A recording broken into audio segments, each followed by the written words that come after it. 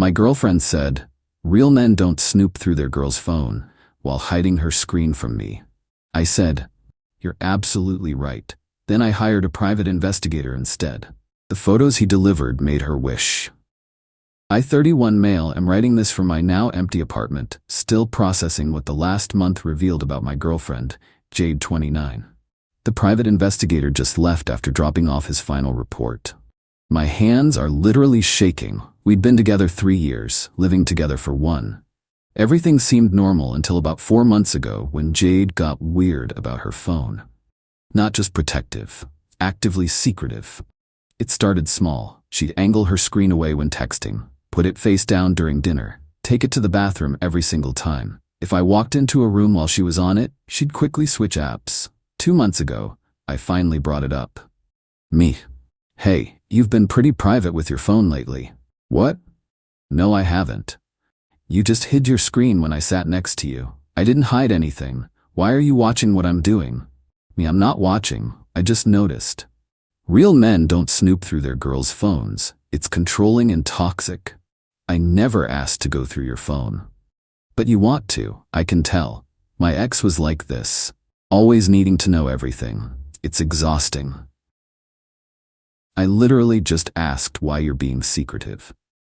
See? This is what I mean. I can't even text without you making it a thing. Do you not trust me? Classic deflection, right? But it worked. I felt guilty for even bringing it up. The behavior got worse, though. She'd leave the room to take calls, started sleeping with her phone under her pillow, changed her passcode. I only knew because she used to ask me to check texts while she drove. 3 weeks ago, we were watching Netflix when her phone buzzed.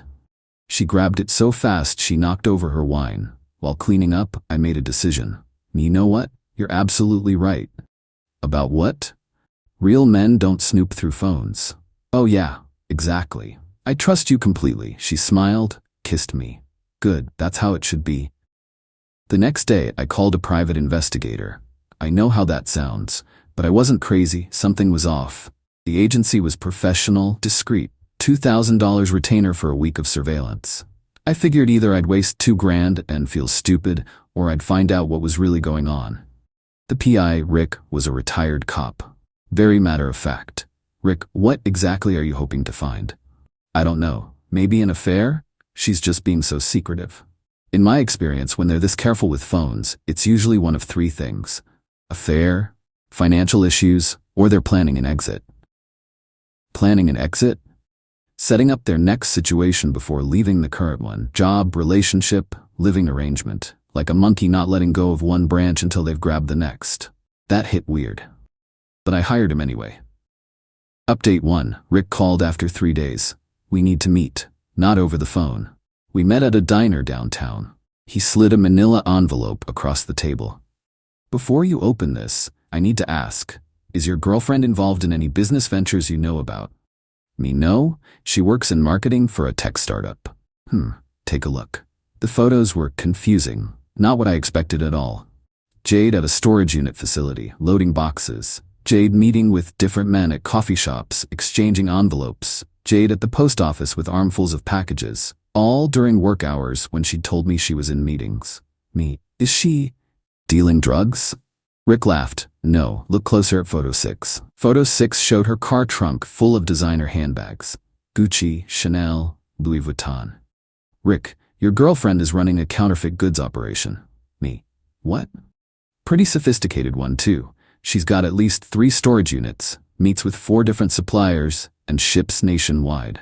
Based on the volume I observed, she's moving serious product. I stared at the photos. My girlfriend, who complained about being underpaid at her startup, was apparently running an illegal side business. There's more. Page 2.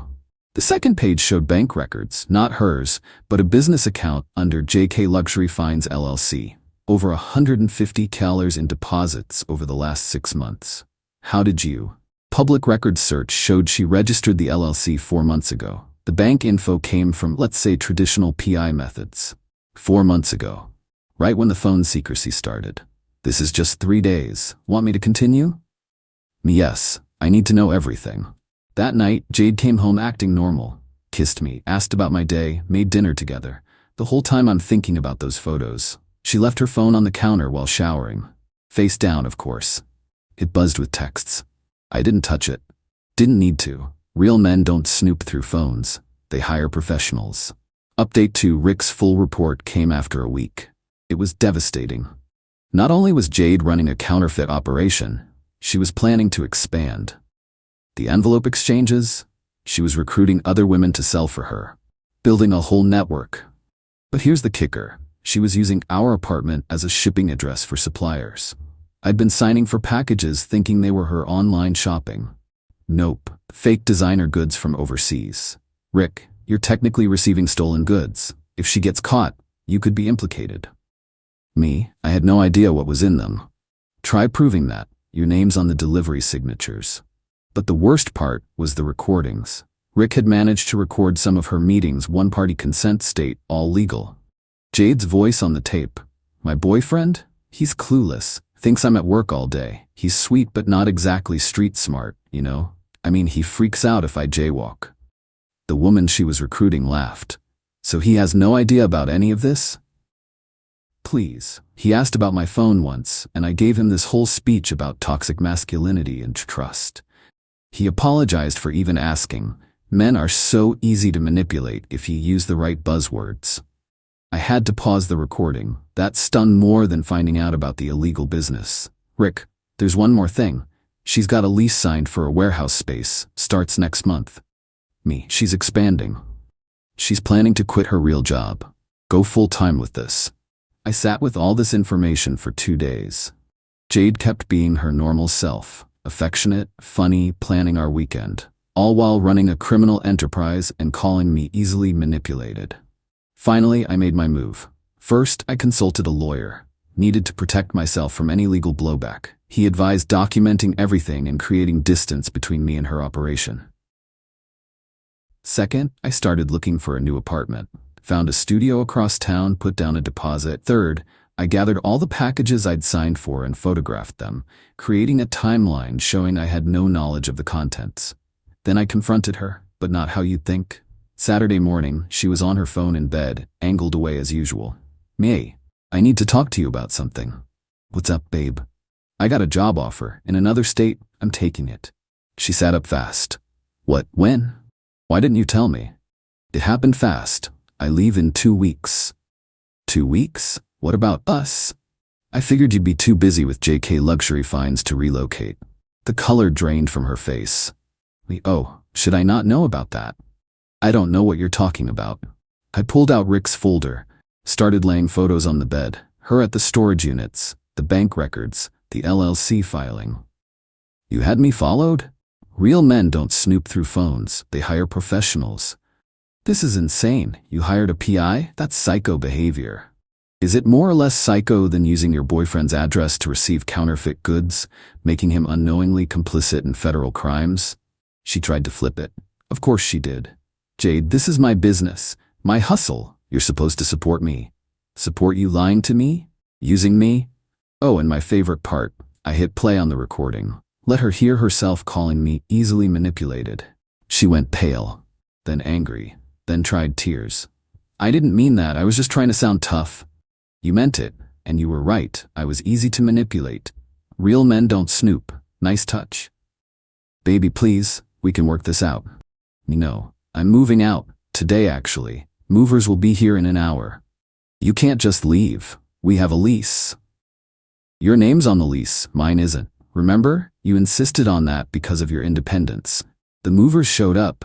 Jade alternated between screaming at me and begging, calling me controlling, then saying she loved me, saying I was overreacting, then admitting she'd made mistakes. As I was leaving, she played her last card. Jade, I'll tell everyone you hired a PI, that you're a stalker. Me, go ahead. I'll tell them why I hired one, including the police. That stopped her cold. Me, oh, didn't think about that. See, I'm not blackmailing you. I'm not threatening you. I'm just leaving. But if you come after me, try to damage my reputation, make this messy, I'll hand everything over to the authorities. Rick documented enough to put you away for years. Final update. It's been 3 weeks since I moved out. Here's what happened. Jade tried calling me approximately 1 million times the first week. Texts ranged from, I'm sorry to you're dead to me to please come back to I'll ruin you. I documented everything but didn't respond. Then she made a crucial mistake. Remember those suppliers she was meeting with? Well, one of them was actually an undercover cop.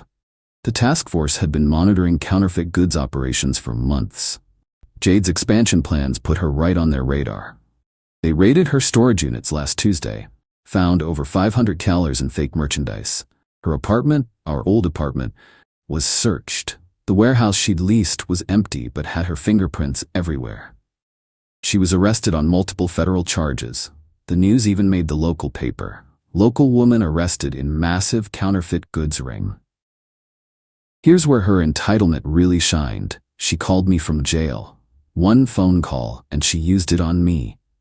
I need you to bail me out. Me no. Are you serious right now? You're gonna leave me in here? Me yes. This is your fault. If you hadn't been snooping, I didn't snoop, and you were already under investigation. I just left before you got caught. I'll tell them you were involved. My lawyer already contacted them, gave them everything showing I was an unknowing victim. They were very interested in the recording where you called me clueless. Silence. You planned this. No, Jade. You planned this. You planned to use me, lie to me, and implicate me in crimes. I just refuse to be collateral damage. She hung up. Her friend Marissa reached out yesterday. Apparently Jade's looking at 3 to 5 years if convicted. All her assets were seized. The startup fired her. She's got a public defender because she can't afford a lawyer. She's devastated. Lost everything. She had everything. A good job, a boyfriend who loved her, a nice apartment. She threw it away for greed. She said you were controlling, hired a PI to stalk her. I hired a PI after she gaslit me about phone privacy while committing federal crimes in my home. If that's controlling, then yeah, I'm controlling. She really loved you, you know? No, she didn't. You don't endanger someone you love. You don't mock them to strangers. You don't use their trust against them. The conversation ended there. As for me, I'm doing okay. The studio's actually nice, closer to work. Started therapy to deal with the trust issues this whole thing created. Oh, and Rick? He gave me a discount on his final invoice. Said it was the most interesting domestic case he'd worked in years. Apparently, most of his cases are simple cheating. This one's going in my memoirs, he joked. Looking back, the signs were there. The sudden extra money she always had excuses for. The packages she was weirdly protective of. The way she'd redirect any conversation about finances. But I trusted her. When she said real men don't snoop, I believed that was about respect, not about hiding crimes. Lesson learned. Trust but verify. And if someone accuses you of being controlling for asking basic questions, that's probably projection. To anyone else dealing with secretive partners, you're not crazy, you're not controlling.